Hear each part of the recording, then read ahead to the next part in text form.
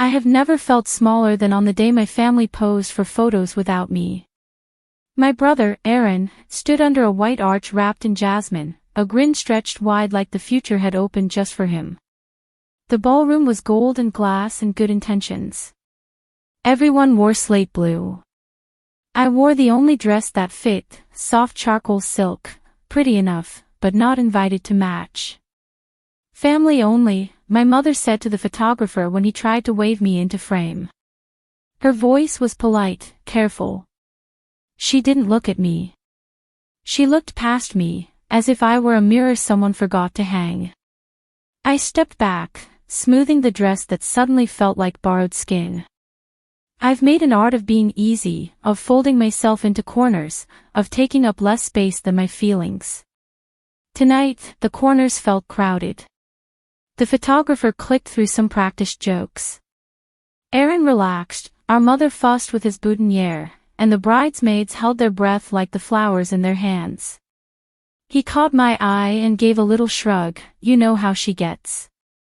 He wasn't unkind. He was busy being chosen. A planner tapped her tablet.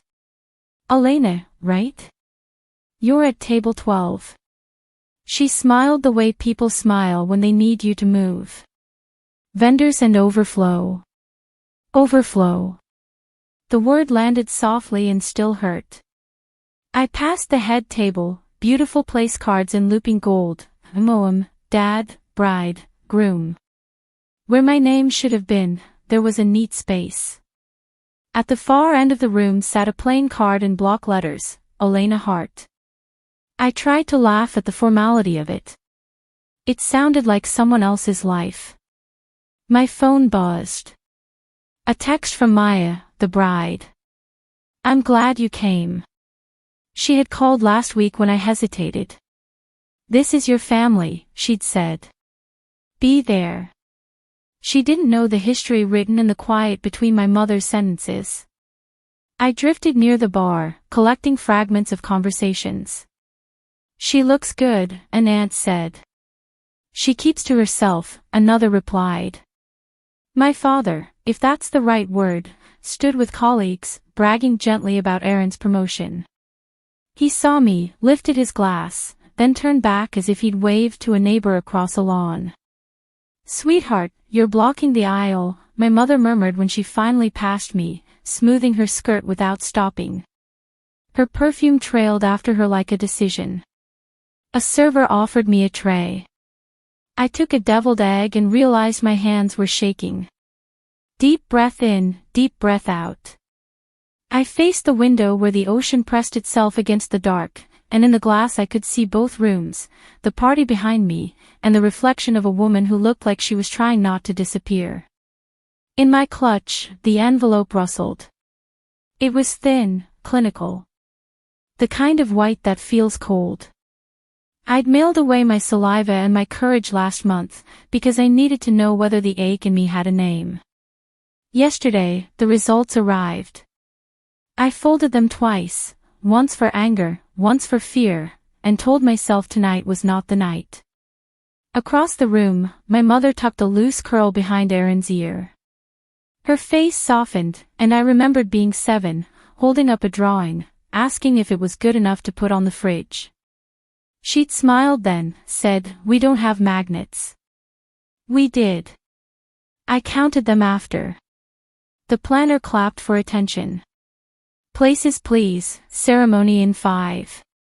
I slipped a thumb under the envelope's flap and felt the tacky ridge of glue. The quartet tuned, the room lifted, and the ocean kept breathing like nothing in the world could surprise it.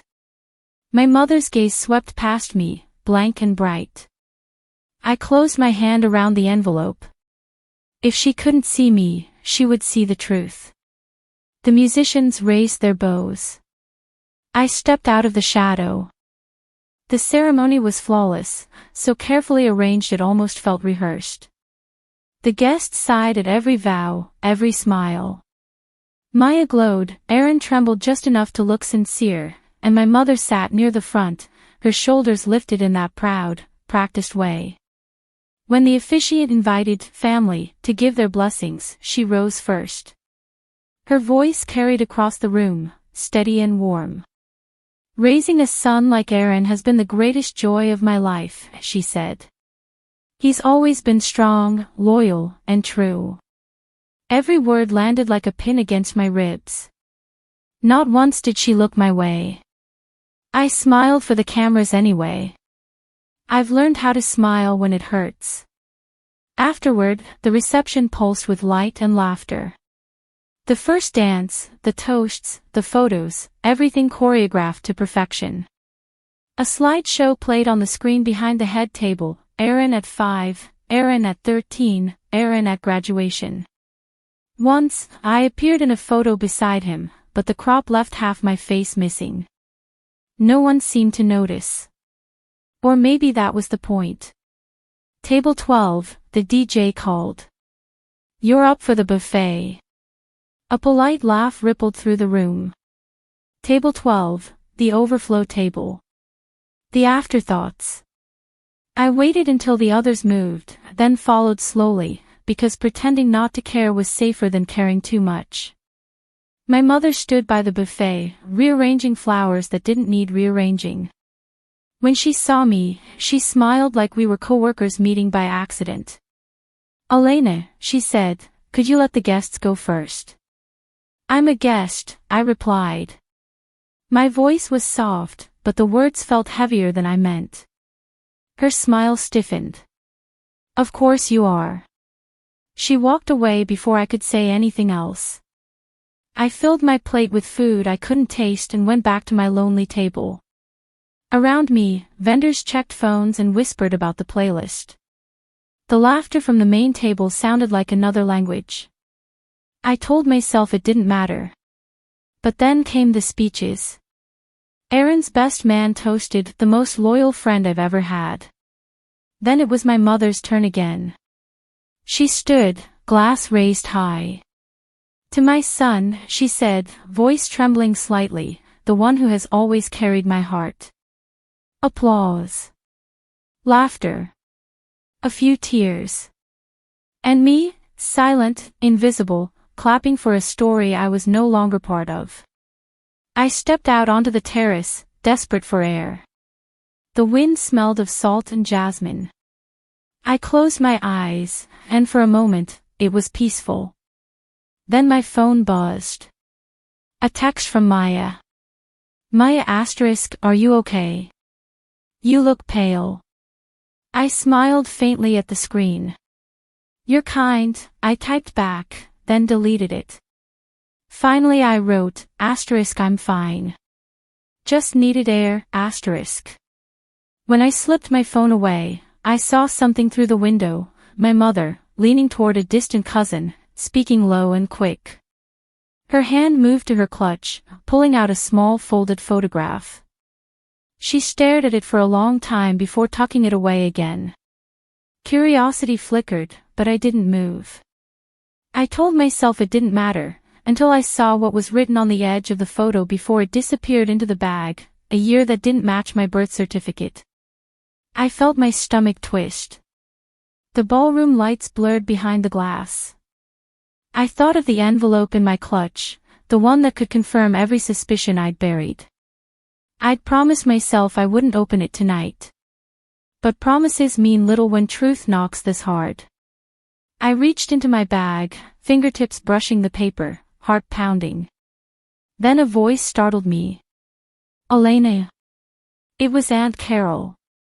My mother's older sister. Kind eyes, warm voice, always the peacekeeper. "What are you doing out here alone?" she asked. I forced a smile. Avoiding the speeches. She looked at me closely. "You look like you've seen a ghost." I hesitated, then asked quietly, "Aunt Carol, did Mom ever tell you anything about me? Before I was born?" The question froze her smile. She looked away, toward the ocean. "Oh, Elena," she whispered. "She swore I'd never tell you." My pulse quickened. "Tell me what?" Her eyes glistened. "That not everything in your family is what it seems." The music inside shifted to a slower song. The wind caught the hem of my dress, cold against my skin. "Aunt Carol," I said, barely breathing, "I need you to tell me the truth." She hesitated, trembling. "Maybe it's time," she whispered. And that's when I knew. Whatever I'd been afraid to open inside that envelope was already open inside her eyes. Aunt Carol's hand trembled as she set her champagne glass on the railing. The sea wind caught the edge of her shawl, fluttering it like a flag that didn't know which side it belonged to. "Elena," she said quietly, "your mother made me promise not to speak. But you've grown up in a fog that wasn't fair to you. You deserve to know." I swallowed hard. "Know what?" She looked down at her fingers. "That the man you've called your father isn't. Your mother had an affair before Aaron was born. It ended, but she was already pregnant, with you." The words landed heavy and cold. My hands went numb. So, she knew. She knew, Aunt Carol whispered. She begged me to keep it quiet. She said she'd lose everything if the truth came out. I thought it would fade, that she'd make it right somehow. But instead, she let it grow into this. "This," I repeated, my voice small and sharp. "A family that claps for one child and forgets the other." Her eyes filled with pity.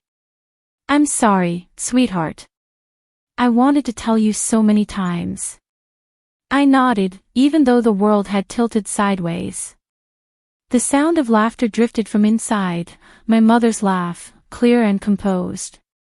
It felt unreal, like it belonged to another world entirely. "Thank you," I whispered. I needed to hear it from someone who wasn't afraid of her. Carol reached out, touched my arm gently. "Be careful, Elena. She's built her whole life on this lie. Exposing it will break everything." "Maybe that's the point," I said. When she went back inside, I stood there for a while, holding onto the railing just to steady myself. The ocean kept moving, indifferent. I pulled the envelope from my clutch, fingers tracing the edge. This time, I didn't hesitate. I opened it. The letter was short, clinical, printed in black ink. Probability of paternity, 0%. My breath caught. My chest felt too tight to contain it. I'd suspected for years, different blood type, subtle comments, the way she sometimes looked at me like I was an obligation, but seeing it in writing shattered something I didn't know could still break. I folded the paper slowly, carefully, as if gentleness could change what it said. Then I pressed it against my palm, feeling the sting of the truth. I didn't cry. Not yet. I'd spent too many years earning her love with silence. My phone buzzed again. Another message, but this time not from Maya. From an unknown number. "Ms. Hart, this is Attorney Ellis. The property transfer documents have been finalized. Your mother signed them this afternoon. Aaron is now the sole heir, as requested." I read the message twice, the words slicing cleaner than any blade. She hadn't just erased me emotionally. She'd erased me legally. My vision blurred. I laughed once, quiet, bitter. "As requested." I typed a reply before I could think, "Thank you for the update. I'll review it soon, *." Then I deleted his number. Inside, the DJ was calling for the next toast.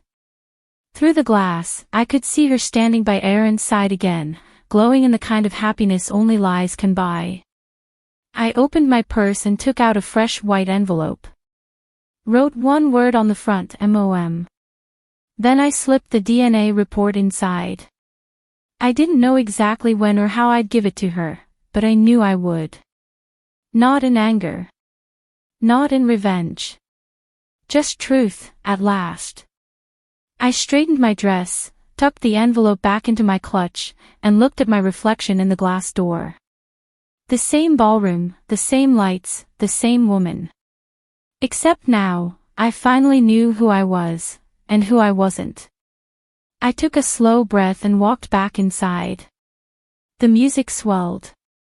The crowd laughed. And I smiled, calm and steady, as I walked toward the woman who had built her life on forgetting me.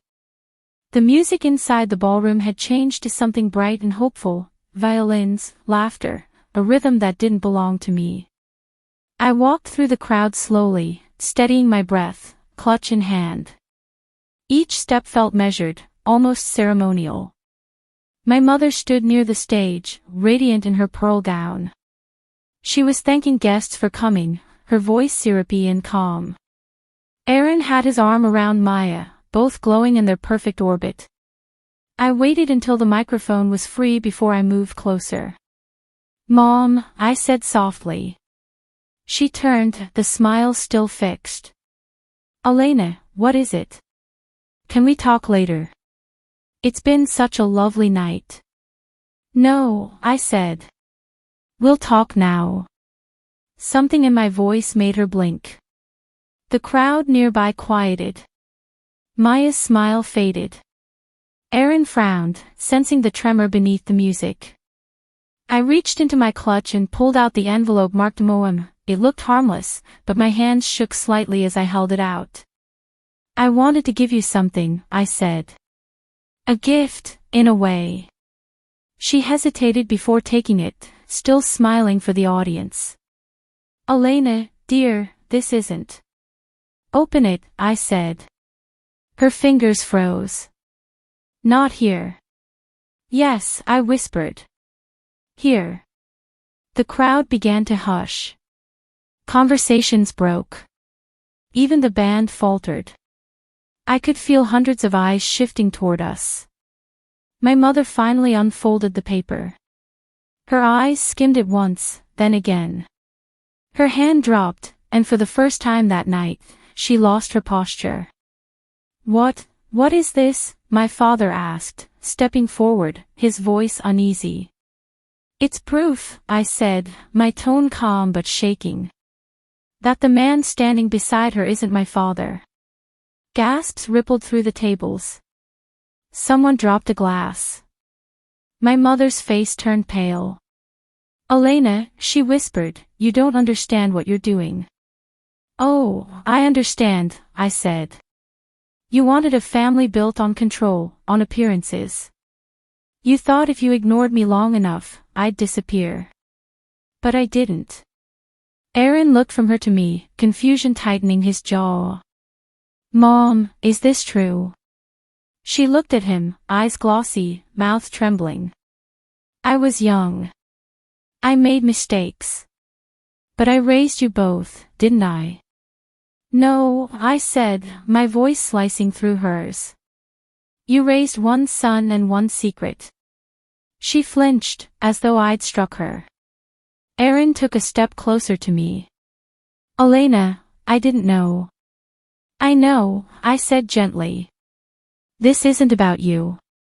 My father was silent now, his face unreadable. Finally he asked, "Who?" She didn't answer. She couldn't. The truth was already spilling out around her, wordless but undeniable. I felt strangely calm, like the storm had passed and I was standing in its clear, cold aftermath. "I'm not here to ruin your wedding, Aaron," I said. "I'm here to stop pretending I was ever really part of this family." The room was silent except for the faint hum of the lights. My mother's eyes filled with tears. "I was trying to protect you," she said, voice breaking. "Protect me from what?" I asked. "From the truth. From knowing why you could never love me the way you loved him." The silence stretched. Guests shifted uncomfortably. Some stood to leave, pretending not to watch. "I didn't want this tonight," I said softly, almost to myself. I wanted a mother who could look me in the eye and see me. My mother sobbed quietly, shoulders trembling. "Elena, please." "No," my voice was steady again. "You don't get to cry for me now." I placed the empty envelope on the nearest table, like a finished letter. Then I turned to Aaron.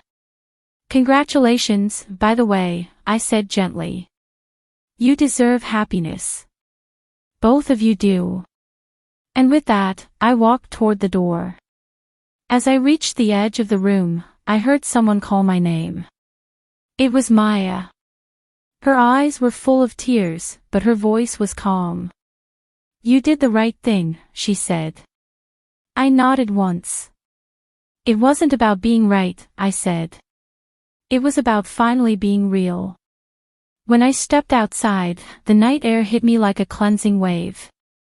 The sound of the ocean carried the echoes of what I'd done, but I didn't regret it. For the first time in years, I wasn't trying to belong.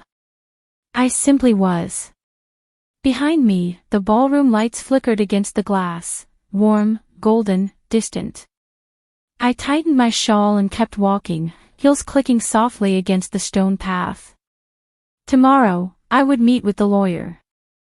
I'd make sure my name wasn't erased from the world she built without me. But tonight, I let the wind carry away every name she'd ever used to keep me small. Morning arrived with a quiet kind of clarity. The hotel that had felt so loud and blinding the night before was now still, the aftermath of celebration scattered across tables and marble floors. Empty glasses, fallen petals, a single heel abandoned near the dance floor. It all looked like what it was, a dream that had outstayed its welcome. I sat alone on the terrace, a cup of coffee cooling beside me. My phone buzzed with a message from an unknown number. Aaron *, can we talk? For a moment, I thought about ignoring it. I wanted distance. But then I remembered his face last night, the way shock turned into guilt, then something close to heartbreak. He didn't deserve silence. Not him. We met by the garden, where the air still smelled faintly of champagne and lilies. He looked tired, eyes shadowed by everything that had fallen apart overnight. I didn't sleep, he said quietly. I keep seeing Mom's face.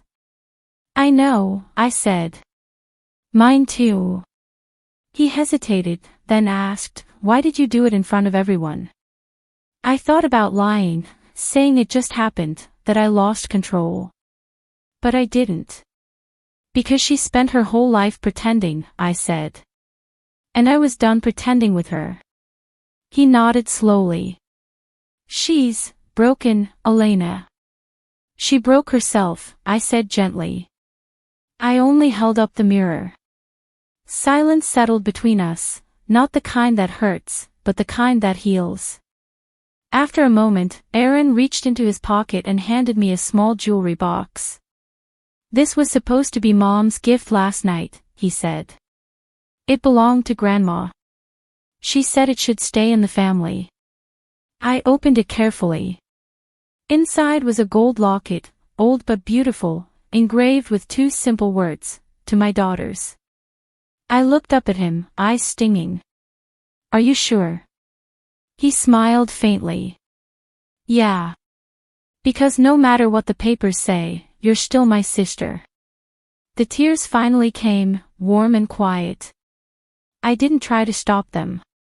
Thank you, I whispered. Later that afternoon, I walked into Attorney Ellis's office. He seemed surprised to see me but quickly composed himself. Miss Hart, he said, standing. I didn't expect. I'm here to revise the transfer, I said. My mother signed me out of her life. I'm signing myself out of her lies. He blinked. So you're not contesting it? No, I said, calm and certain. I don't need her property. I just need the truth to live without her name on it. He nodded slowly. I'll make sure the record shows that. Outside, the sunlight was soft, forgiving. I walked to the edge of the nearby beach, the same ocean that had witnessed every secret, every silence. The tide came in, erasing footprints, writing new ones. I held the locket in my hand for a long moment before opening it. Inside was a tiny oval frame meant for a photo.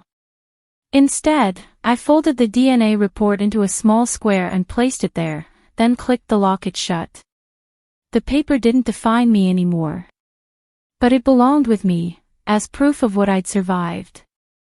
I wore it around my neck, the metal warm against my skin.